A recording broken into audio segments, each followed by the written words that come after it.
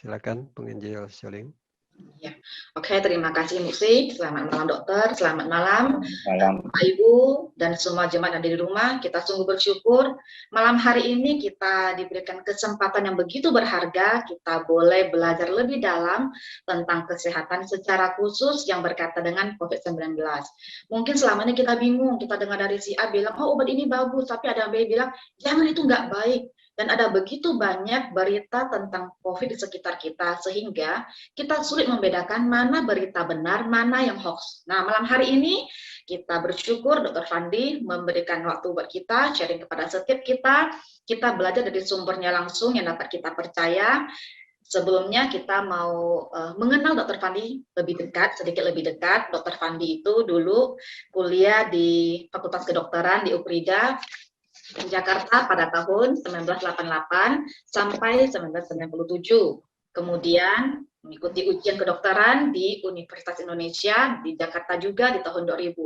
Setelah itu dokter menjadi kepala di Puskesmas Sledok, Kabupaten Bengkayang 2001 sampai 2004. Melanjutkan menjadi dokter poli umum di Rumah Sakit DKT tahun 2004 sampai 2017. Dan sejak bulan Mei 2021, Dr. Fandi banyak menangani pasien COVID yang isoman di rumah. Nah, saat ini dokter bersama dengan istri, yaitu Dr. Septiani, bersama-sama praktek di Roba. Demikian perkenalan Dr. Fandi. Tanpa berlama-lama lagi, mari kita bersama-sama kita mendengarkan langsung materi dari Dr. Fandi. Untuk waktunya, saya persilakan. Ya, baik, terima kasih untuk semuanya. Ya, selamat malam. Bisa dengar suara saya? Ya, bisa dok. Baik, sebelumnya kita mengucap syukur kepada Tuhan ya untuk berkat dan anugerahnya ya yang dilimpahkan sehingga acara malam ini bisa terselenggara ya. Juga terima kasih kepada Musik ya dan semua tim yang ada di sana.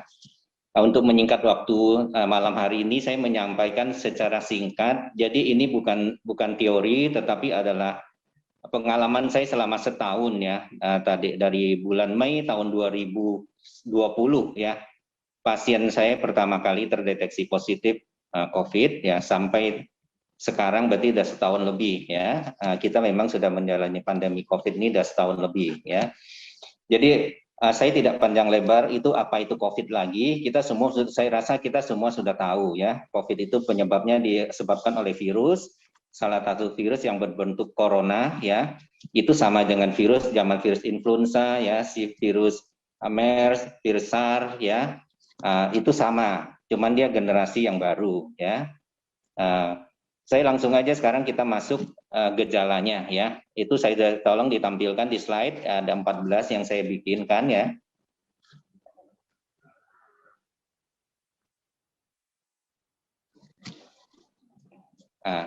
Oke, bisa dilihat di slide. Yang pertama itu adalah demam ya. Demam biasanya tidak terlalu panas ya. Ada 1-2 pasien yang panasnya tinggi tapi hanya sebentar, dan umumnya banyak yang merasa kedinginan ya.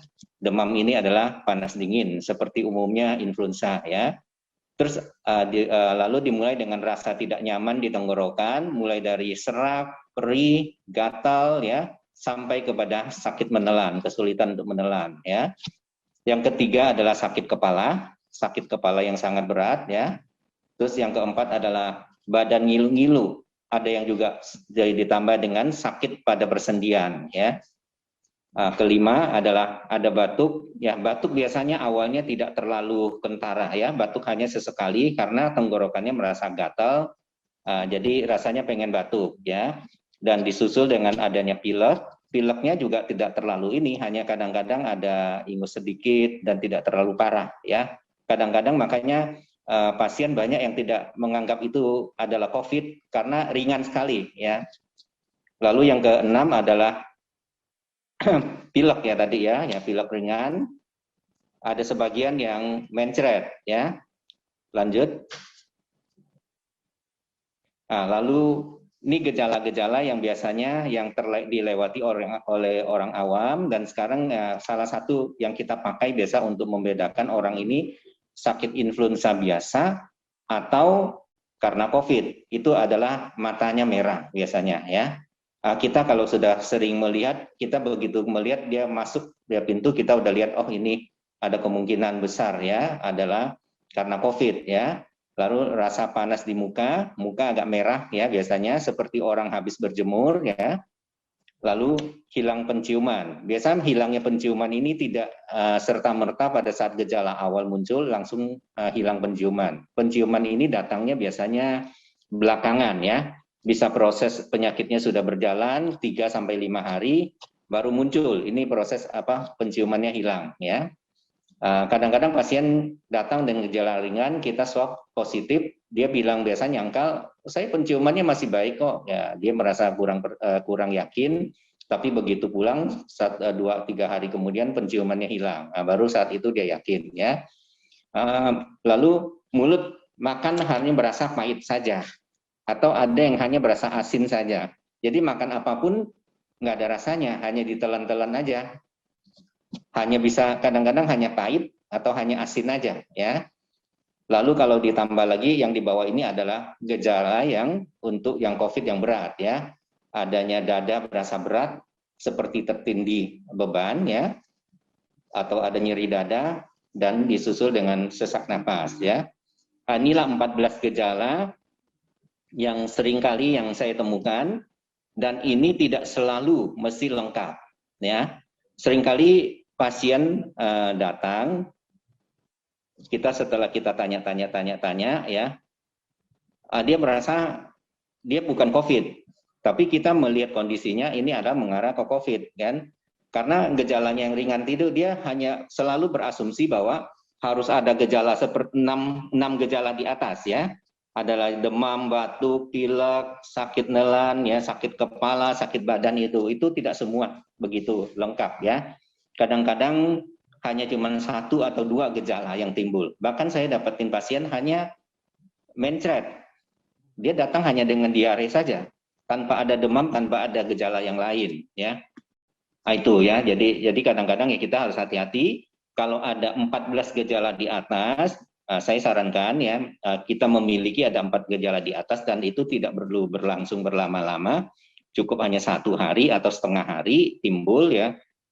Sebaiknya kita waspada, tidak ada salahnya kita langsung ya mengisolasikan diri atau jaga jarak, pakai masker, jaga jarak dengan anggota keluarga lain ya. Untuk apa? Untuk menghindari kalau ini adalah COVID, jadi kita tidak menularkan kepada mereka sampai kita memastikan bahwa itu bukan COVID ya. Ini lebih bijak. Ini yang seringkali saya ajarkan kepada pasien ya. Tolong diperhatikan 14 gejala ini.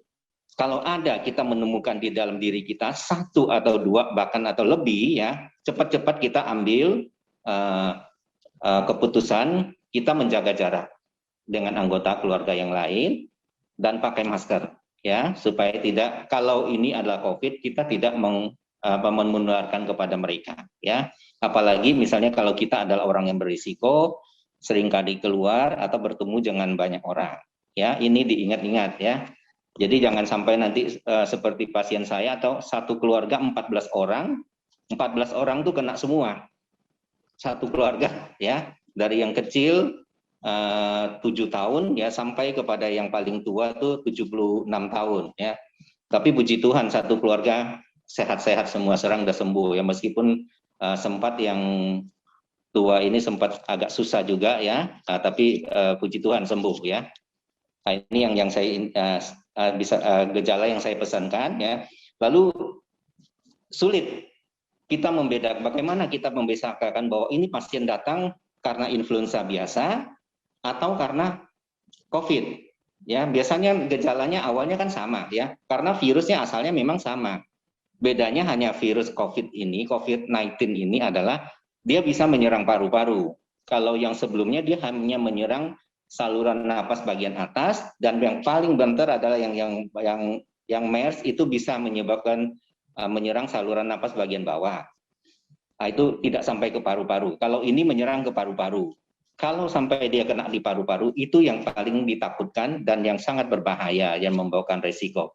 Selama dia tidak bermanifestasi di paru, tidak muncul di paru ya, itu kita aman, ya. Yang kita harus cegah adalah jangan sampai dia bermanifestasi di paru-paru, ya, untuk COVID ini. Nah, oleh sebab itu kita harus sedini mungkin kita bisa membedakan, oh ini karena influenza biasa, ini karena COVID, memastikannya, ya, supaya kalau ini COVID kita terapi, kita obatin secara COVID. Kalau bukan ya kita terapi sejak bukan, gitu kan ya. Untuk menghindari yang tadi yang saya bilang sampai dia menyerang ke paru-paru. Itu sangat penting ya. Jangan sampai kita teledor ya. Ada pengalaman saya satu keluarga pasien saya, awalnya anaknya kena karena si bapak ini merasa badannya kuat, merasa ini, dia ini merasa ini, berusaha mau melawan dia ininya. Jadi hari kelima dia baru datang dan sudah menjalar ke paru-paru. Akhirnya satu keluarga, ibunya yang kencing manis 40 tahun lebih, umur 77 tahun, sembuh dalam waktu 5 hari, dan dia harus sampai 1 bulan baru sembuh, dan sempat dirawat di rumah sakit selama 2 minggu, dan sempat genting ya. Itu hal yang sangat disayangkan ya. Inilah yang saya harus ingatkan kepada kita semua ya. Jangan menganggap COVID ini enteng ya. Selalu saya ibaratkan kepada pasien seperti api lilin atau api puntung rokok ataupun obat nyamuk bakar. Begitu kecil, kita sentil aja mati kan. Tapi tidak jarang kita mendengar gara-gara itu rumah terbakar ya. Seperti itulah ya. Jadi kita kalau misalnya tidak mawas diri, tidak hati-hati, kalau sempat menyerang paru-paru akan sulit penanganannya.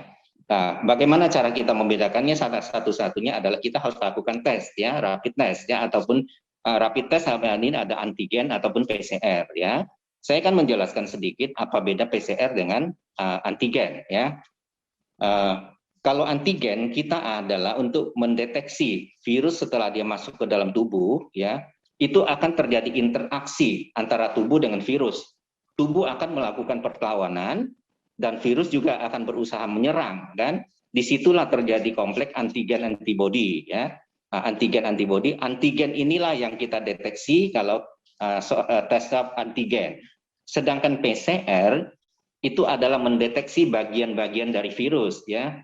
Kapsidnya dan sebagainya, RNA, DNA-nya itu yang dia mengambil swab di tenggorokan karena diduga di tenggorokan kita paling banyak virusnya, dihancurkan dengan mesin dengan cairan, lalu di scan ya, dapetin berapa virusnya kan. Jadi bagian-bagian virus.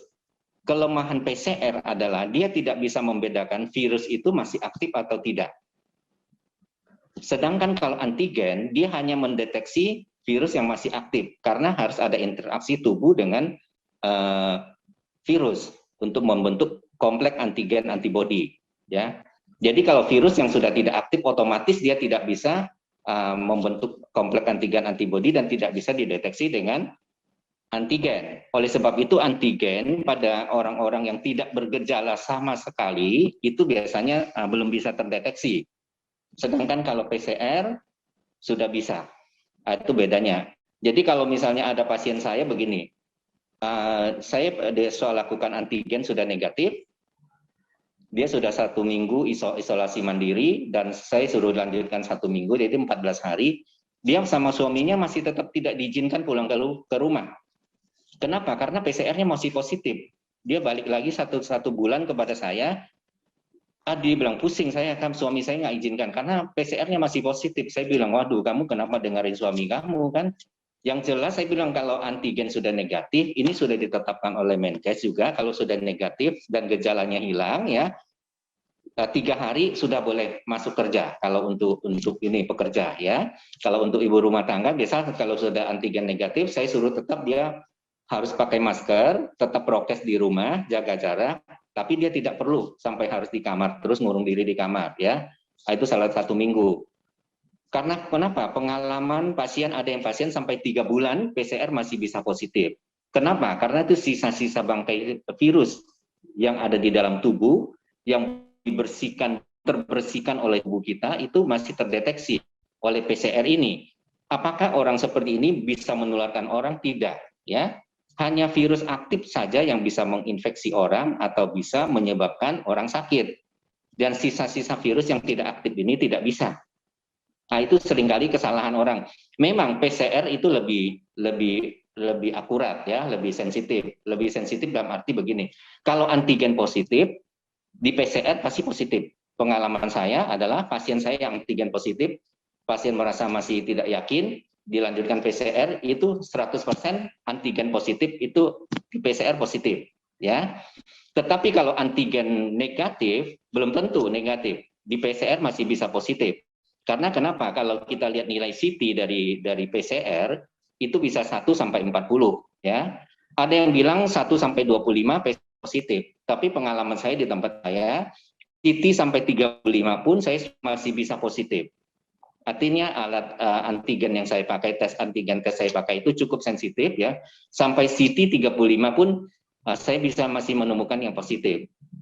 Nah, kalau CT di atas 35 saya nggak tahu, katanya sudah nggak bisa ya. Tapi kalau untuk PCR itu bisa sampai 40. Jadi daya covernya PCR itu memang lebih luas ya, karena dia butuh biaya lebih tinggi dan butuh waktu dan mesin ya.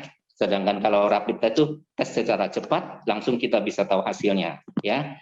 Jadi saya sarankan tidak perlu takut untuk lakukan tes rapid ya. Paling tidak kita kalau untuk segera mengetahui itu adalah lakukan dengan tes antigen. Itu kenapa? Hasilnya cepat keluar, langsung kita tahu. Dalam waktu 15 menit kita sudah tahu. Kalau sudah positif, tindakan-tindakan yang kita lakukan untuk pencegahan ataupun pengobatan itu sudah jelas. Kalau kita masih tidak melakukan itu, bingung kan kita antara ini apakah ini COVID, kita mau kasih obat-obatan COVID, semua obat ingat, semua obat itu adalah racun ya. Ya. Ingat ada pepatah Cina mengatakan tuk kayak tuk kai tuk kan ya. Jadi racun netralkan racun ya. Racun A digabung dengan racun B itu akan menjadi tidak beracun. Tetapi kalau kamu hanya minum racun A tanpa minum racun B, kamu keracunan. Ya, seringkali gini ya. Jadi obat itu antibiotik dimasukkan ke dalam tubuh untuk melawan kumannya. Nggak ada kumannya. Jadi antibiotik untuk apa? Tubuh kita yang dirawan. Jadi harus bijaksana. Jadi tidak sembarangan minum obat. Dan kita juga nggak berani kalau ada misalnya dilakukan tes, kita kasih obat begini begitu, terapi secara buta itu adalah sangat tidak baik. Ya, nah, itu jadi tidak perlu ragu untuk lakukan rapid test ya. Baik itu untuk PCR ataupun ini, saya rasa kalau sudah ada gejala ya, sebaiknya yang paling adalah dengan antigen dulu. Ya, kalau misalnya sakit ini COVID, kalau antigennya negatif, kita mau lanjutkan PCR itu silakan. Nah, lalu cara penularan virus ini bagaimana? Cara penularan ini yang harus kita sangat penting buat kita. Bagaimana penularannya adalah lewat udara. Ya, setiap orang yang sakit COVID, setiap hembusan dari napasnya itu adalah virus berterbangan. Kalau dia tidak pakai masker, bisa sampai jangkauannya bisa sampai 1 meter. Oleh sebab itu, kenapa kita harus jaga jarak 1 meter? Ya itu ya. Kalau tidak pakai masker, kalau pakai masker itu sangat sedikit yang keluar ya, dan jaraknya pun tidak jauh ya. Sehingga kalau kita akan merasa aman di dekat orang yang memakai masker. Jadi jangan takut, kadang-kadang ada orang yang merasa risih di dekat orang yang pakai masker dulu ya. Tapi sebenarnya kita harus berterima kasih kalau kita di dekat orang yang memakai masker, karena dia melindungi diri kita. Dia memakai masker berarti dia melindungi diri kita ya. Nah, jadi sebaliknya kita berada di hadapan orang, ada dekat orang yang tidak memakai masker itu sangat berisiko. Kalau dia misalnya penderita, setiap hembusan napasnya itu dia mengeluarkan virus ke udara. Kalau virus itu terhirup oleh kita secara langsung, nah itulah yang membuat kita sakit. Dan kedua adalah melalui cairan-cairan dari hidung ataupun dari mulut, ya, atau saat dia bersin atau batuk, itu jatuh di misalnya di gagang pintu dan sebagainya, bekas tangan dia. Kalau kita megang itu, kita nyentuh hidung atau nyentuh mulut atau ngecup mata, itu baru bisa. Ya, kemungkinan yang penularan lewat itu sangat sedikit ya, sehingga saya tidak terlalu terlalu anti ya kalau kita nggak salaman. Saya bilang mau salaman aja, kalau buat saya sih nggak masalah ya, ke pesta orang salaman aja. Pokoknya kalau kamu habis salaman atau memegang sesuatu benda asing, memegang uang ataupun apapun, ingat Sebelum kamu cuci tangan, jangan pegang hidung, jangan pegang mata, jangan pegang mulut, nggak akan tertular, ya. Jadi intinya supaya kita menghindari dari sakit COVID ini adalah yang tadi saya bilang adalah pakai masker, ya. Pakai masker yang betul-betul baik, ya. Yang ini, saya lihat banyak orang yang pakai masker yang salah. Masker dipakai secara sembarangan, karena pakai masker dia merasa tarik napas itu berat, sehingga sengaja dikendorin, ya. Ini saya pakai masker seperti ini, kalau saya lepas masker saya, itu maskernya itu cetak di muka saya. Jadi sering pulang anak-anak saya ketawa, itu papi mukanya sampai itu maskernya nyetak di wajah saya. Kenapa? Karena ini karetnya kencang, ya. Ini karetnya kencang. Ini karet saya ganti sendiri.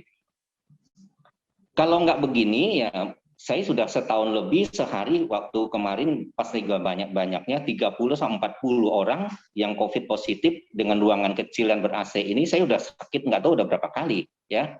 Tapi ini semua Tuhan yang memberikan kita hikmat, memberikan kita kedisiplinan, bagaimana kita harus tetap menjaga supaya kita tidak tertular, sehingga kita tetap bisa melayani orang. Ini semua karena hikmat dari Tuhan, ya. Nah, Tuhanlah yang menjaga dan melindungi kita seperti dengan begini. Ini tadi saya buka satu lapis, tadi ada 2 lapis, ya. Karena saya 2 lapis, ini nggak ada pasien, saya lepas 1 lapis, ini di ruang praktek, ya. Itu yang paling penting, pakai masker dengan betul, ya. Dari rumah kita kalau mau pergi satu tempat pakai masker dengan baik, sampai nanti balik lagi ke rumah, baru masker itu boleh dibuka. Kebanyakan yang salah adalah setiap ketemu orang dia buka, turunkan maskernya, bicara sama orang, nanti naikin lagi. Waduh, itu kesalahan yang sangat fatal, ya. Tidak begitu, ya. Jangan sekali-kali buka masker kalau tidak sangat perlu, kecuali kita pergi makan atau apa. Makan tidak mungkin pakai masker. Selesai makan cepat-cepat pakai lagi maskernya, ya. Nah, itu ininya. Kedua adalah jaga jarak, ya. Minimal kalau saya bilang amannya adalah 1 meter, kalau ditetapkan juga lebih baik 1,5 meter, ya. Jaga jarak. Kalau ada orang dekat sama kita menjauh, ya. Jangan berada di kerumunan orang yang tidak perlu, itu untuk menghindari, ya. Lalu kalau kita kena COVID, pengobatannya seperti apa, ya? Banyak sekali saya lihat memang di medsos dan sebagainya, itu semua kalau kita lihat pengobatannya itu semua bingung. Halo, ya. Masih mendengar?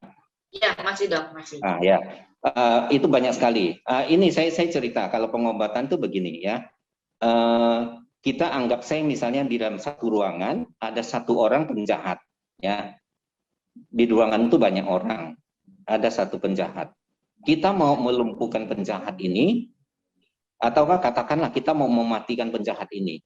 Kalau tujuan kita hanya mematikan penjahat ini, gampang, ya kan? Lempar aja granat 1 atau bom 1, kan? Pasti mati. Kalau kita ngomong mematikan penjahatnya. Atau enggak kita berondong dengan senapan mesin. Atau enggak kita tembak aja dengan pistol, ya kan? Tapi ekses yang kita bawa, kalau kita granat, kita berondong bom, atau kita berondong dengan senapan mesin, atau kita tembak, kan pasti korban banyak. Rumah hancur, dan sebagainya. Yang kita mau kan bukan begitu, penjahatnya yang harus kita lumpuhkan, kita matikan, dan orang-orang yang di sekitarnya tidak salah dan sebagainya, kita tidak mau memberikan dampak kerugian. Sama juga seperti kita ngobatin COVID, kan? Kita tidak mau mendapatkan efek samping dari obat itu lebih parah daripada efek dari COVID. Kalau kita ikutin dari medsos, ini dan sebagainya, itu seperti kita bom. Memang akhirnya orang sembuh, tapi bayangkan efek samping dari obat-obatan itu yang sekaligus kita makan dan sebagainya, yang membawakan dampak yang buruk, ya. Itu bisa akan mengurangi umur harapan hidup kita. Sehingga di sini untuk terapi yang sesuai dengan protokol ditetapkan oleh Depkes Indonesia adalah yang pertama adalah memang kita memberikan antibiotik spektrum luas. Spektrum luas ini artinya fungsi antibiotik itu apa? Bukan untuk membunuh virus. Ingat, pada seorang yang terinfeksi oleh virus, kondisi badannya itu akan drop. Daya tahan tubuhnya akan lemah. Yang sebelumnya ada kuman-kuman yang komensalisme, ya, yang tidak menyebabkan penyakit di dalam tubuhnya, karena kondisinya drop, itu akan menjadikan penyakit, ya. Oleh sebab itu, kita untuk menghindari supaya ada kuman-kuman komensalisme ini muncul, ya, kita kasih antibiotik spektrum luas. Artinya spektrum luas itu bisa mengatasi berbagai banyak macam kuman, ya. Kedua adalah antivirus. Antivirus ini opsional, ya, pilihan, ya. Tidak semua orang mesti kita kasih antivirus, ya. Hanya orang-orang tertentu dengan punya komorbid atau usia-usia tertentu baru kita kasih. Umumnya pada dewasa muda atau di bawah 40 tahun tanpa ada komorbid, saya tidak pernah kasih antivirus, ya. Biasanya kecuali kalau dia agak berat, ya. Kalau misalnya dia berat, masuk sedang, mengarah ke berat, baru kita kasih antivirus. Jadi antivirus itu hanya kita kasihkan tidak selalu, ya. Lalu antiinflamasi ini adalah untuk menghindari, ya, badai sitokinnya, ya. Badai sitokin akan terjadi suatu reaksi tubuh yang terjadi berantai yang membuat orang itu mengeluarkan banyak sekali lendir, akhirnya menutupin saluran napas, menutupi paru-paru, menyebabkan paru-paru kalau di ronsen menjadi putih, ya. Itu kita untuk menghindari ini terjadi, ya. Yang keempat adalah terapi suportif. Suportif itu adalah membantu. Ini suplemen umumnya, ya, vitamin. Biasanya kita anjurkan ini adalah vitamin C, ya. Pada pengobatan ada dosis tinggi, ya. Bisa dipakai sampai ada kalau yang untuk yang berat bisa sampai 3 gram, ya. Tapi umumnya bisa 500 sampai 1000 gram, ya, per hari cukup. Lalu cukup ada vitamin D, lalu kalau bisa juga ada zinc, ya, seng, ya. Itu intinya. Lalu untuk yang kelima adalah simptomatik. Simptomatik itu artinya sesuai dengan keluhan dan gejala yang timbul pada seseorang. Ya, ini dari orang ke orang berbeda, ya. Tidak semua orang, di sinilah membedakan orang per orang, obatnya berbeda, ya. Karena simptom, apa yang dirasakan, apa yang dikeluhkan. Sesuai dengan itu, ya, yang ditimbulkan. Misalnya apakah semua orang perlu dikasih parastamol penurun panas? Ya enggak. Kalau orang yang tidak mengalami demam, ya enggak perlu, kan, ya. Sesuai dengan simptomnya. Yang keenam adalah dia perlu istirahat total, ya. Yang terakhir, poin yang terakhir, waktunya 4 menit lagi, ya, adalah isolasi mandiri, ya. Isolasi mandiri itu saya mengatakan di Singkang itu agak gampang kalau untuk orang Chinese, ya. Kenapa? Kalau untuk ibu-ibu semua tahu, kan, ya. Namanya conyet, ya, kongnyet, ya. Seperti apa isolasi mandiri? Seperti orang conyet atau seperti kongnyet, ya. Kalau orang conyet kan 1 bulan, ya. Nah, kalau ini cukup 1 minggu, ya. Makan apa semua di kamar, ya. Anggota keluarga yang sehat siapin, taruh di depan pintu kamar, ya. Nanti dia habis makan dia taruh lagi di situ. Di sini kalau ada kamar yang punya kamar mandi di dalam lebih enak. Tapi kalau nggak ada, boleh dia kalau mau perlu mandi, mau berjemur dia keluar. Dia setiap dia keluar dari kamar, dia harus pakai masker. Jaga jarak dengan anggota keluarga yang lain. Anggota keluarga yang lain juga harus memakai masker, ya, menghindari, ya. Jangan masuk ke kamar dia, ya. Minimal selama seminggu. Jadi gampang isolasi mandiri itu seperti apa? Seperti ibu-ibu conyet, kongnyet, itulah, ya. Itulah isolasi mandiri, ya. Selama berapa lama? 1 minggu, ya. 1 minggu sampai 10 hari, ya. Itu cukup untuk supaya menghindari tidak menularkan kepada anggota keluarga yang lain, ya. Ini pengalaman adik saya sendiri, tinggal di Jakarta di apartemen yang 45 meter persegi, ya. Bayangin kamar cuma 2, 45 apartemen kan kecil. Suami istri anak 3. Suatu pagi dia telepon saya. Katanya istrinya gini. Wah, saya bilang itu gejala ini kan baru mulai kan. Cepat kamu antigen positif. Obatnya apa? Cari di Jakarta, saya resepin cari 2 hari nggak dapat. Akhirnya saya kirim dari sini. Sempat dia itu diare sampai pingsan di kamar mandi, ya.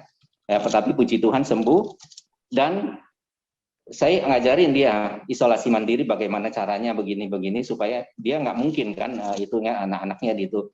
Jadi puji Tuhan hanya dia yang kena. Jadi anaknya 3 sama suaminya, adik saya itu nggak kena, ya. Bayangkan rumah kecil 45 meter, ya, bisa, ya, tanpa yang lain tertular. Karena kenapa dia bisa begitu? Karena dia cepat. Begitu gejala sedikit muncul, saya langsung suruh dia ini cepat tes dan tahu ini positif. Langsung dia isolasi mandiri, kan. Tetap di rumah, di satu apartemen, satu rumah, dia ada kamar, ada 2, dia tinggal 1 kamar. Yang lain di kamar terpisah. Dan itu semuanya sampai dia sembuh sampai tidak menularkan ke yang lain, ya. Inilah pentingnya isolasi mandiri, ya. Saya rasa itu materi yang saya sampaikan, ya. Nanti kalau itu kita bahas di pertanyaan-pertanyaan ya, kalau ada yang bertanya ya. Oke, makasih. Saya kembalikan kepada MC ya. Iya, oke. Terima kasih banyak Dokter Fandi. Ya. Penjelasan edukasi yang sampai untuk kita semua ya, dan kita berharap dengan adanya penjelasan malam hari ini boleh menolong setiap kita, karena kita tahu ya banyak masyarakat yang takut untuk ke dokter, takut untuk pergi tes, akhirnya banyak yang menyangkal atau cari obat sendiri, ternyata itu bisa berakibat fatal ya dok ya. Nah Iya. dokter, sekarang kita masuk ke sesi tanya jawab ya. Ya. Ada cukup banyak pertanyaan yang sudah masuk dari jemaat, tetapi maaf karena keterbatasan waktu, maka kami harus memilih pertanyaan. Nah, Dok, sekarang saya akan menampilkan 3 pertanyaan. Ya. Oke, sebentar saya share screen dulu. Saya membacakan per 3 pertanyaan ya. Setelah itu baru dokter jawab. Oke, saya share dulu.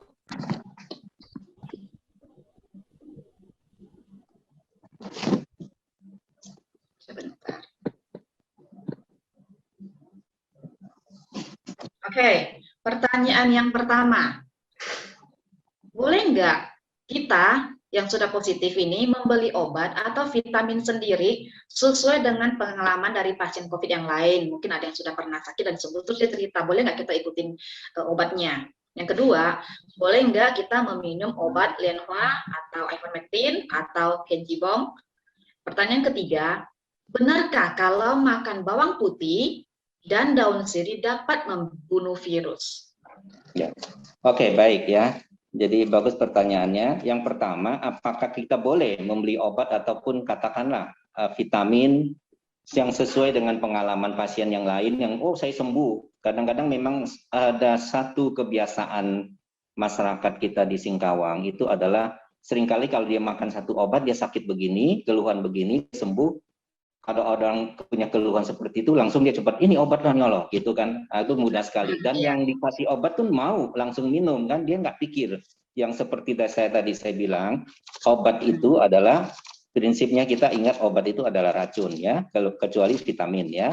Nah gitu ya. Apakah tubuh kita mau dengan sembarangan dimasukin sesuatu yang bersifat racun ya, kalau tanpa penyakit. Nah, yang tadi saya bilang gejala ada 14 tadi itu masing-masing dari orang per orang itu berbeda. Ada yang cuma hanya 2 atau 3 gejalanya, ada yang cuma sebagian, ada yang lebih banyak dan sebagainya. Jadi setiap orang itu pasti berbeda, ya. Lagi sehingga cocok enggak untuk A sama untuk B belum tentu. Mungkin saja cocok, mungkin saja tidak, ya. Dalam hal ini ya saya tidak mengatakan tidak boleh ya, tapi sebaiknya lebih bijaksana adalah konsultasikan ke dokter ya. Dokter akan lebih tahu setelah memeriksa kondisi badan dan sebagainya. Kita akan tahu, oh ini obat apa yang dibutuhkan. Karena masing-masing orang berbeda ya, seperti tadi saya bilangkan itu ya. Semuanya orang berbeda ya. Dari sekian banyak gejala tidak semua orang lengkap ya. Ada yang cuma hanya diare kan. Kalau dia cuma diare misalnya, tidak ada demam, tidak ada batuk pilek, kenapa juga kita kasih obat batuk pilek? Kenapa kita juga kasih obat demam, ya kan? Nah, si A dan si B ya tentu saja ini saya katakanlah tidak bijak ya. Kalau misalnya kita berdasarkan pengalaman orang dia sembuh makan obat ini, lalu kita ikut jiplak dia makan obatnya, itu kurang bijaksana ya. Sebaiknya ya memang ke dokter ya. Yang kedua adalah apakah boleh minum obat lain, obat Lianhua ya, ivermectin dan Pienciwang ya. Kalau Lianhua itu dulu awalnya memang ini masuk ke protokol pengobatan COVID di Indonesia. Karena kan awal pengobatan protokol COVID Indonesia kita adalah dari tim China dan tim Indonesia itu merumuskan ya garis besar pengobatan COVID ini. Karena ini kan dari COVID ini kan asalnya dari China kan ya. Yang mereka sudah berpengalaman dengan ini, akhirnya pada waktu saat masuk Indonesia, ya kita konsul dengan ahli di sana sama prof di sana. Dan mereka itu memasukkan Lianhua ini adalah bagian, ada 3 macam obat ya, obat tradisional Cina ya, TCM ya, tradisional Chinese medicine itu dimasukkan termasuk salah satu Lianhua. Lianhua ini fungsinya adalah untuk katanya untuk membersihkan paru-paru dari dahak dan sebagainya ya, untuk menguatkan paru-paru. Nah, setelah masuk di Indonesia mengadopsi Lianhua ini, Indonesia lakukan uji coba. Cobanya begini, 3.000 pasien COVID, kelompok A. Kelompok B, 3.000 pasien. Kelompok A kita kasih Lianhua, kelompok B kita tidak kasih Lianhua. Kita nanti akan diamatin, apakah penyembuhannya sama dan ininya apakah apa bedanya. Ternyata yang di kelompok diberikan Lianhua sama tidak diberikan Lianhua, tidak ada perbedaan masa sakit, penyembuhan dan sebagainya. Berarti tanpa Lianhua kan bisa juga. Berarti Lianhua ini tidak terlalu penting, ya.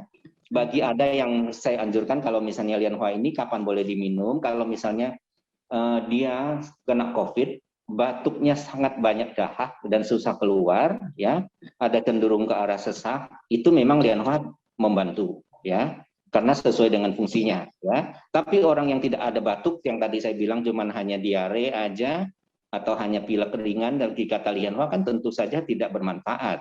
Dan obat itu sekali lagi adalah racun, ya. Jadi boleh atau minum tidak Lianhua ya tergantung, ya. Nah, lalu ivermectin. Ivermectin memang sudah diuji coba, sekarang sudah diizinkan oleh POM, ya. Itu memang katanya lebih cepat membuat ininya negatif, ya. Mempercepat orang negatif. Dan sekarang kita memang sudah memakai ivermectin. Tapi cara minumnya harus tepat, ya, harus sesuai, bukan diminum setiap hari, ya. Saya lihat itu sebagian ada minum tiap hari. Yang kita berikan ivermectin itu hanya hari pertama, hari ketiga, dan hari kelima. Jadi selama dia pengobatan untuk COVID itu kita kasih hanya cuma 3 tablet, ya, 3 tablet loh, ingat ya. Hari pertama, hari ketiga, dan hari kelima ivermectin kita pakai, ya, dan tidak diminum seterusnya. Kalau Tianjibong itu memang obat dewa, ya. Kalau orang Chinese, ya, obat dewa, ya. Semua penyakit bisa, dari kanker, dari sakit apa, pasien saya penyakit demam berdarah dikasih Tianjibong juga, kan. Nah, sebenarnya Tianjibong ini apa, ya? Tianjibong ini adalah, saya pernah baca dulu itu di literaturnya adalah itu dia sebenarnya adalah antiinflamasi yang tadi saya bilang, ya. Antiinflamasi memang kita kasih, ya. Antiinflamasi itu artinya sesuatu obat yang menghilangkan bengkak, ya, menghilangkan radang kemerahan, ya. Kalau sesuatu jaringan kita sakit pasti kan timbul merah, bengkak, radang, ya. Ada 5, kehilangan fungsi, bengkak, dia menonjol, rasa panas dan sakit. Nah, Tianjibong ini menghilangkan itu. Jadi disebabkan apapun yang ada radang, ada bengkak, radang itu 5 tadi yang saya bilang itu, dia adalah menghilangkan itu. Semua obat antiinflamasi adalah bekerjanya seperti itu, ya. Jadi Tianjibong itu boleh nggak semua orang minum? Ya juga belum tentu, ya. Kalau ada yang tidak mengalami peradangan dan sebagainya, ya tidak ini juga, ya. Dan sulitnya adalah Tianjibong itu adalah kita banyak TCM, ya, traditional Chinese medicine itu yang bukan bisa kita pakai. Kita nggak bisa pakai karena kenapa? Dosisnya itu tidak terukur, ya. Dosisnya berapa loh, gitu kan? Saya contohnya misalnya saya kasih obat misalnya katakanlah oseltamivir itu 2x1, itu untuk berat badan rata-rata Indonesia. Tapi kemarin saya punya pasien itu di atas 130 kilo. Kalau kamu tetap kasih 2x1, pasti tidak akan ada efeknya. Kenapa? Karena berat badannya itu 2 kali lipat satu orang. Berarti dosisnya harus kita lipatkan 2 kali lipat.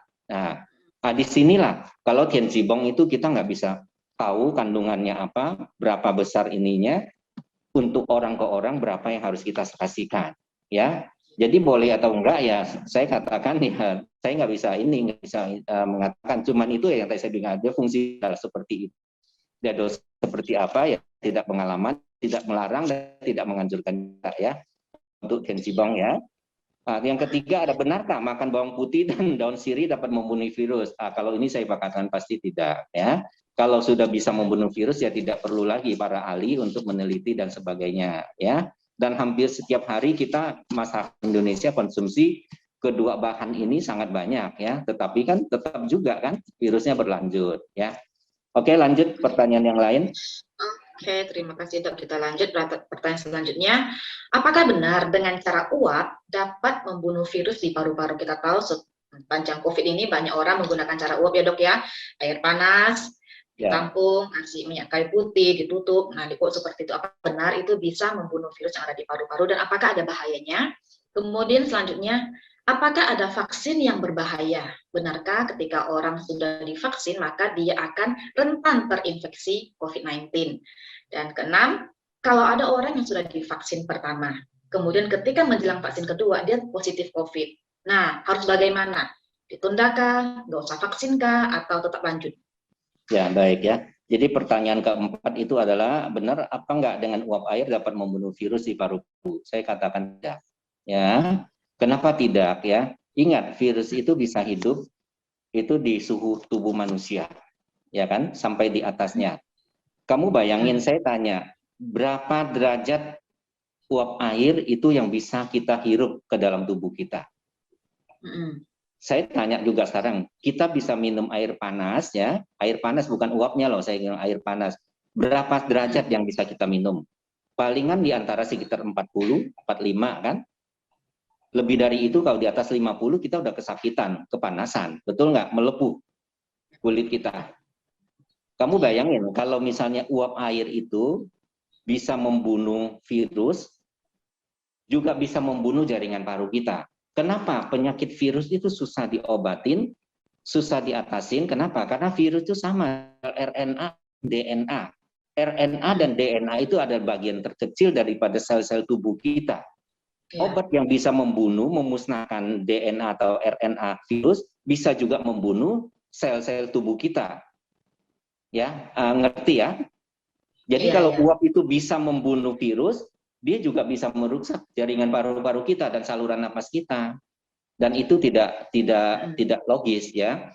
Dikatakan membunuh loh, membunuh virus ya. Tapi kalau uap itu bisa enggak membantu pasien yang sakit COVID sembuh? Oh, bisa membantu ya.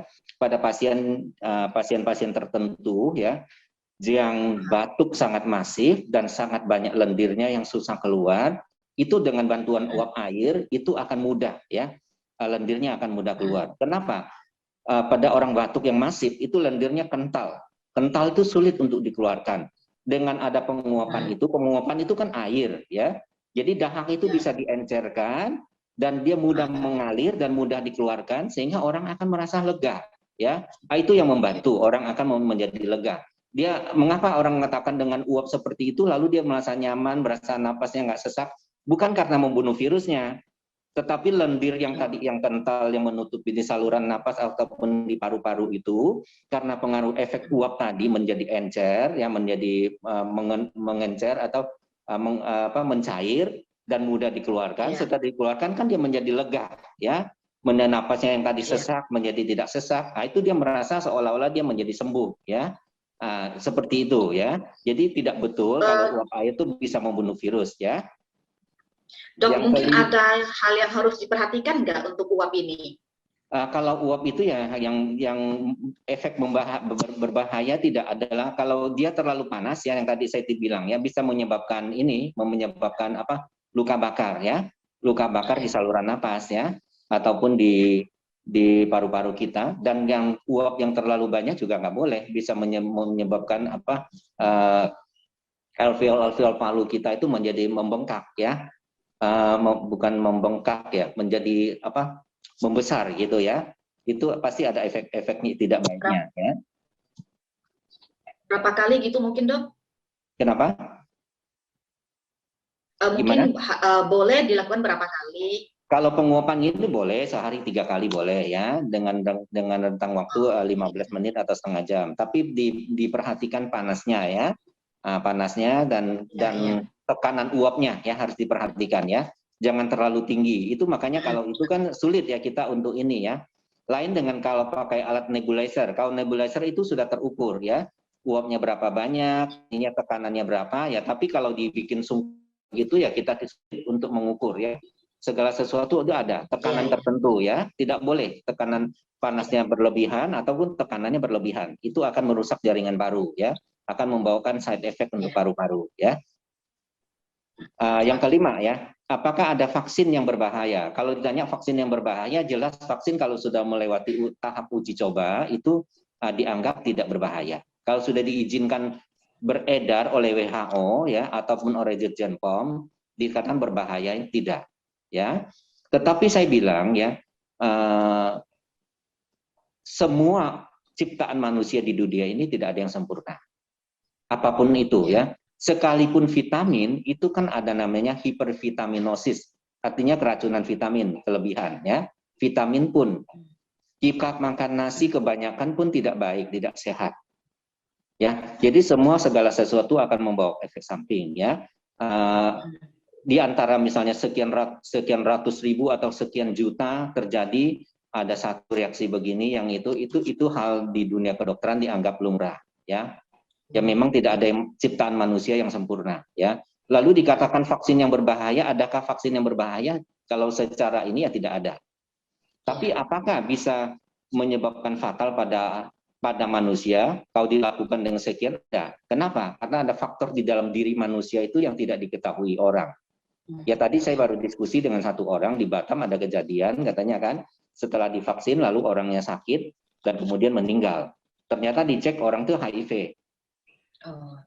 Nah, yang menyebabkan bukan vaksinnya. Memang pada orang HIV itu tidak boleh kontraindikasi, akan menyebabkan fatal ya.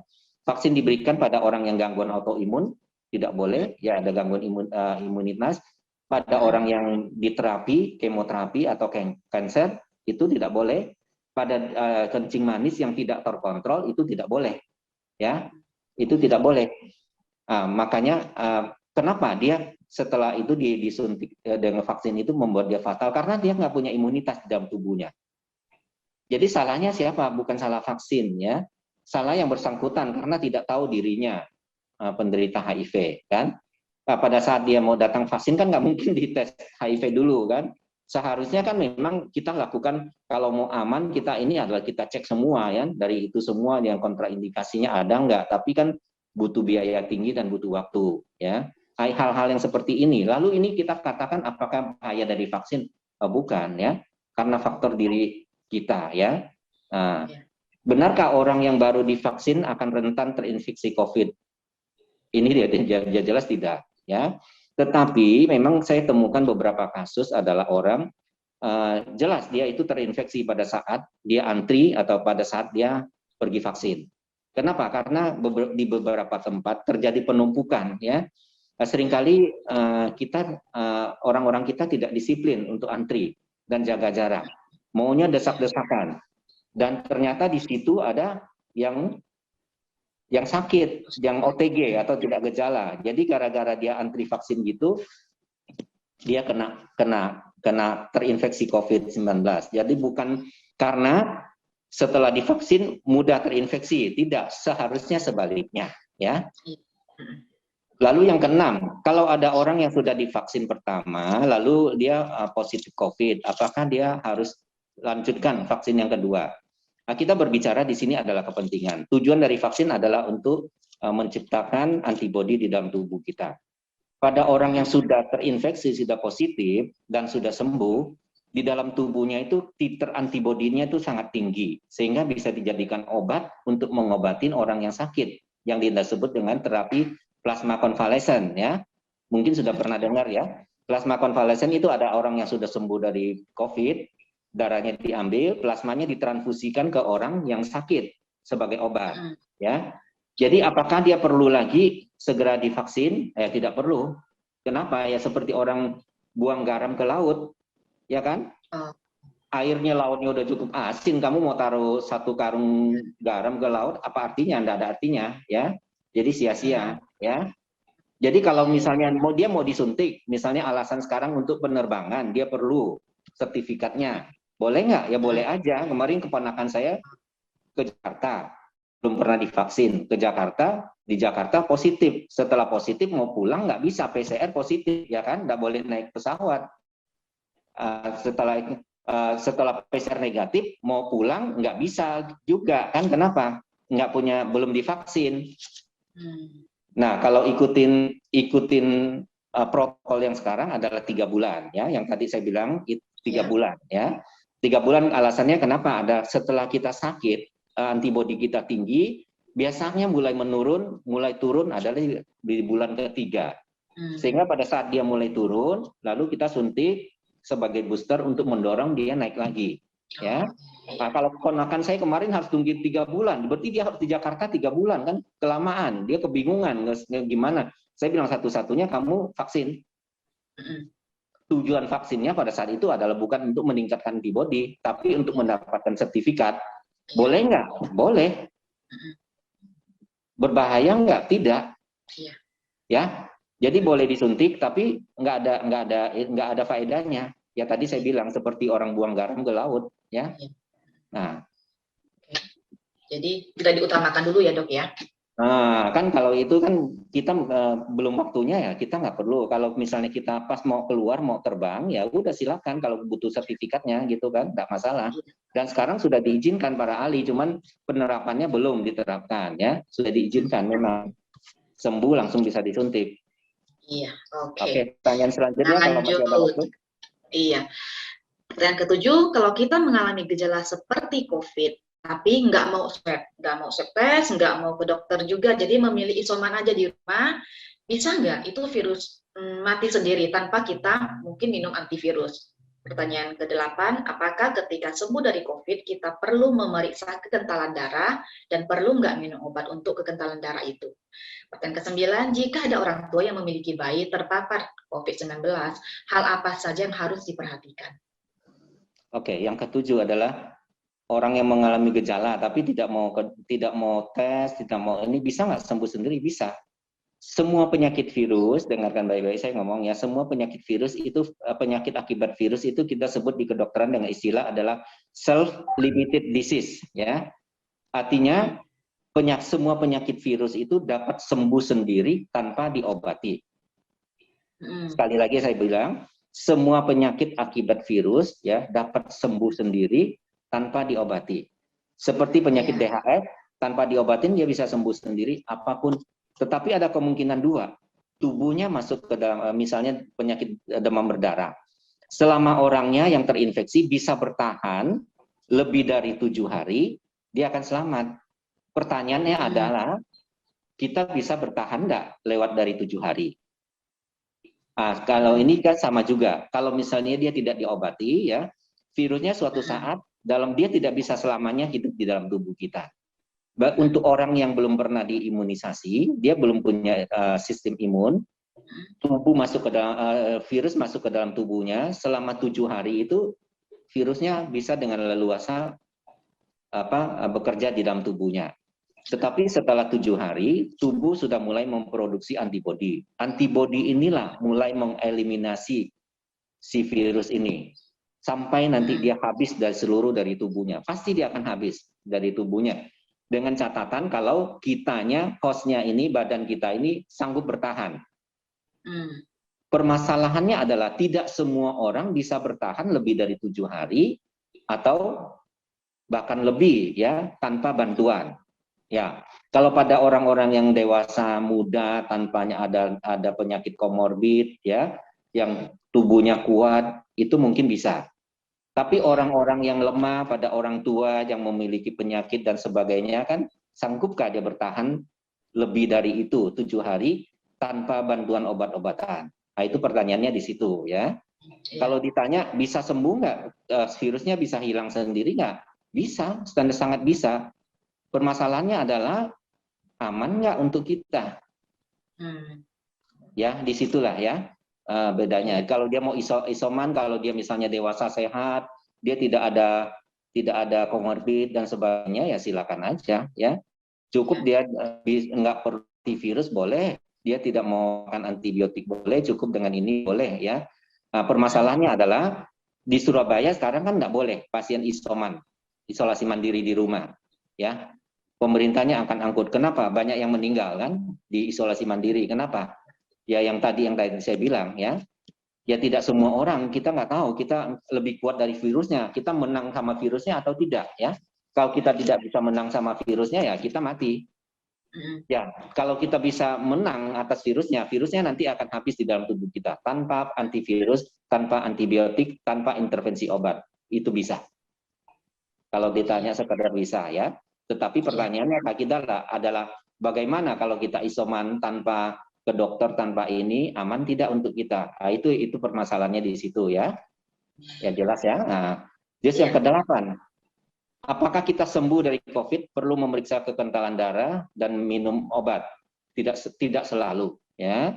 Saya anjurkan untuk pasien yang di atas 50 tahun ya, kalau ada gejala sebaiknya makanya ke dokter ya. Dokter akan tahu ya, ini perlu tidak untuk diperiksakan D-dimernya ya, atau periksa darah lengkapnya paling enggak kan. Apakah terjadi? Karena ini tidak semua terjadi pada setiap orang ya. Hanya beberapa persen dari kejadian itu perlu ya, tidak semua orang saya bilang kan. Jadi kalau semua orang harus sekarang, bahkan saya di masyarakat itu saya seringkali dipertanyakan orang, dok katanya banyak nganjurkan harus periksa itu, periksa ini, periksa kekentalan darah, D-dimer, harus di ronsen dan sebagainya semua. Apakah semua? Tidak. Ya? Orang yang tidak ada gejala ke paru-parunya, tidak terserang paru-paru, ngapain juga di ronsen ya. Ada gejala terjadi kekentalan darah di dalam tubuhnya, yang ngapain juga kita periksakan. Kalau kita tidak ada gejala, ngapain juga kita minum obat ya. Semuanya itu yang tadi saya bilang tergantung masing-masing orang dan gejala yang timbul ya. Tapi biasanya memang ya saya pada orang yang di atas 50 tahun ya, atau yang memiliki resiko ya untuk terjadi stroke atau serangan jantung, umumnya biasa sekaligus saya sudah memberikan ya pencegahan untuk obat untuk anti pengentalan darah ya. Kita kasih pencegahan. Itu memang sesuai protokol, itu boleh diberikan ya minimal ya 15 hari atau 1 bulan ya. Untuk pasien-pasien yang memiliki resiko ya, kita anggap yang beresiko kena serangan jantung ataupun serangan stroke. Karena banyak sekali kasus terjadi adalah pasca COVID terjadi serangan jantung ataupun stroke ya. Dan ditanya semua perlu nggak? Tidak semua ya, semua tergantung kasusnya ya. Terus 9, jika ada orang tua yang memiliki bayi terpapar COVID, hal apa yang harus diperhatikan? Ya ini memang sulit sekali ya kalau untuk ibu-ibu yang memiliki anak kecil ya, ataupun anak-anak ya, misalnya punya anak, anaknya positif ibunya, bagaimana seorang ibu untuk menolong anak, tidak merawat anaknya, ya kan? Sulit di situ terjadi itu isolasi mandiri. Kalau ini sampai sekarang pun saya memikirkan cara itu nggak tahu bagaimana ya. Akhirnya bagaimana kalau misalnya seorang ibu COVID-nya positif anaknya, ya sudah kita memberikan vitamin aja untuk anaknya ya. Anaknya kita lindungi, kita bentengi dengan vitamin ya, dengan obat-obatan misalnya seperti imbus ya untuk meningkatkan daya tahan tubuhnya. Ya seperti pegawai saya kemarin kena, anaknya baru 1 tahun kan, nggak bisa lepas dari dia. Saya bilang sama dia, ya udah kamu siap-siap anakmu kena. Kalau anakmu kena, kalau ada gejala batuk pilek ataupun demam, segera kamu datang minta obat sama saya. Benar aja hari ketiga kan, telepon saya, Pak anak saya udah mulai gini. Ya sudah suruh suami kamu ke sini ambil obat, ya kita kasih obat anaknya. Jadi akhirnya 5 hari ibunya sembuh, anaknya juga sama-sama sembuh. Ya. Kalau ASI masih boleh dok memberikan ASI? Sampai sekarang untuk ASI sih saya belum tahu ya, untuk rekomendasi IDAI bagaimana ya. Kalau ini kan mesti ke IDAI ya, Ikatan Dokter Anak ya, untuk pemberian ASI ya. Saya kalau untuk pengalaman, kalau untuk bayi-bayi kecil kemarin ada memang ibunya yang positif, saya suruh konsul ke anak. Kalau untuk bayi kecil itu saya jujur saya belum pengalaman ya. Ya itu mungkin harus ditanyakan ke dokter anak ya, ke IDAI, desa IDAI yang akan merekomendasikan apakah tetap masih boleh memberikan ASI ya. Oke, pertanyaan berikutnya. Terakhir ya, apa yang perlu kita persiapkan untuk mencegah ataupun menghadapi varian Delta yang ada di Singkawang, kalau seandainya ada di Singkawang. Kemudian yang terakhir, bagaimana seandainya kalau ada anggota keluarga yang meninggal karena COVID, tetapi keluarga ini masih ngotot untuk membawa pulang dan disemayamkan di rumah kah atau di rumah duka, apakah ini berbahaya dok? Ya, nomor 10 ya, apakah perlu kita persiapkan untuk mencegah ya? Memang kita tidak bisa menghindari suatu saat varian Delta akan masuk. Ya, saya jelaskan begini, varian Delta itu kemarin ada beberapa di medsos ataupun di surat kabar ya, itu reporternya terlalu tendensius ya, mengatakan bahwa varian Delta ini lebih ganas. Sebenarnya varian Delta tidak lebih ganas ya. Sama, sebenarnya dia bisa gejalanya malah lebih ringan ya varian Delta. Cuman penyebaran infeksinya yang sangat hebat. Ya varian Delta ya, sekali lagi saya bilang ya, dia tidak lebih ganas ya. Lebih ganas artinya kan terinfeksi lebih parah, lebih menyebabkan banyak orang mati, cepat mati itu tidak. malah dia lebih ringan. Tetapi daya infeksinya itu loh yang sangat hebat. Kalau misalnya kita sebelum-sebelumnya yang awal-awalnya itu, misalnya katakanlah dia satu orang sakit bisa menularkan 3 orang atau maksimal 10 orang. Tapi varian Delta ini bisa 3 atau 5 kali lipat daripadanya, ya. Nah, itu yang menyebabkan kita kemarin kenapa di Jakarta tiba-tiba booming, itu kan varian Delta ini, ya. Orang hanya, kalau yang lain-lain tanpa masker misalnya dengan jarak 2 meter itu relatif aman, tidak akan terinfeksi misalnya sama ini. Tapi varian Delta katanya jarak 5 meter aja bisa. Hanya berapa detik aja kita berpapasan itu bisa kita terinfeksi. Nah, yang varian Delta inilah yang daya infeksinya sangat mudah, ya. Jadi kita berdasarkan sifat karakteristik dari virus ini yaitu bagaimana kita persiapan kita adalah lebih waspada. Makanya sekarang dianjurkan untuk pakai masker double, ya, 2 lapis, dan jaga jarak. Itu yang tadi saya bilang, ya. Apa yang kita persiapkan ya itu, ya, lebih jaga jarak lebih jauh, ya. Dan juga ya tidak, makanya sekarang kan diusahakan tidak makan bersama, ya. Kalau kita makan bersama satu meja kan tidak mungkin kita jaga jarak, ya. Dihindari hal-hal yang seperti itu, ya. Apa yang harus dicegah, ya, itulah yang harus kita cegah berdasarkan karakteristik dari virusnya, ya. Dan jangan takut, ya. Ingat, sekali lagi saya ingatkan bahwa varian Delta itu tidak lebih ganas, ya. Tapi penyebarannya, ya, daya jangkau infeksinya itu yang lebih cepat, ya. Lebih bisa sangat cepat sekali menginfeksi, ya. Lalu 11 adalah bagaimana kalau ada anggota keluarga yang meninggal. Lalu anggota keluarga masih ngotot bawa ke rumah untuk disemayamkan di rumah, berbahaya tidak? Kalau ditanya berbahaya tidak, jelas ada bahayanya, ya, dan ada bahayanya. Kenapa? Kalau virus itu di dalam tubuh pada orang yang meninggal, dia memang tidak bisa hidup, ya, tidak bisa hidup. Tapi di benda mati dia masih bisa bertahan, ya, bertahan dari sekian jam sampai bahkan sekian hari, tergantung kondisi lingkungannya, ya. Dia di mana dia berada, ya. Pada pasien yang sudah meninggal, virus cairan-cairan di dalam tubuhnya, terutama yang keluar dari hidung, ya, dari mulut, dari mata, ya, itu sangat infeksius. Kenapa? Di situ kan ada virusnya, ya. Yang kenapa kalau di rumah sakit langsung dibungkus, dimasukkan ke kantong plastik supaya cairan tubuhnya ini tidak mengalir kemana-mana, dan dikasih desinfektan, ya. Kalaupun dia ada yang mengalir keluar, kan dia tidak tercecer kemana dan tidak membahayakan. Lalu kalau pasien COVID yang ada di rumah, tentu saja tidak dilakukan pemulasan jenazah seperti standar yang ditentukan oleh WHO yang kita berlakukan di Indonesia, itu sangat rentan, ya kan? Cairan dari hidung, dari mulut, atau dari matanya keluar kemana-mana, kepegang oleh kita. Dan itu berpotensi untuk menular. Nah, itu aja bahayanya, ya. Karena masih kadang-kadang kan orang sudah meninggal kan masih mengeluarkan cairan, ya. Baik itu di hidung, di mulut, ya. Nah, itu terutama, ya. Selama kalau itu bisa dieliminir atau diminimalisir, ya aman, ya. Tapi kan kita lihat di Singkawang, kalau ditaruh sekarang kan ditaruh di dalam freezer, ya. Jenazah ditaruh di freezer. Dalam keadaan freezer begitu dan udara yang seperti itu virus bisa bertahan lebih lama, ya. Bisa bertahan lebih lama. Dan punya risiko nggak? Setiap kita pada saat buka freezernya itu kan ada terjadi penguapan, ya. Penguapan dari uap-uapnya itu. Uap-uap itu kan virus itu kan sangat kecil, ya. Bahkan lebih kecil dari debu. Debu kita bisa lihat, virus kita nggak bisa lihat.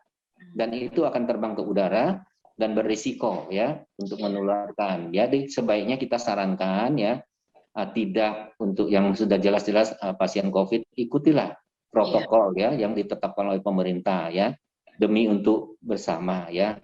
Apalagi kita misalnya kalau kita orang Kristen, kita tahu bahwa meninggal atau seseorang meninggal bukan akhir dari segala-galanya. Tubuh ini kan hanya dari tanah kembali ke tanah, dari debu kembali ke debu, ya kan?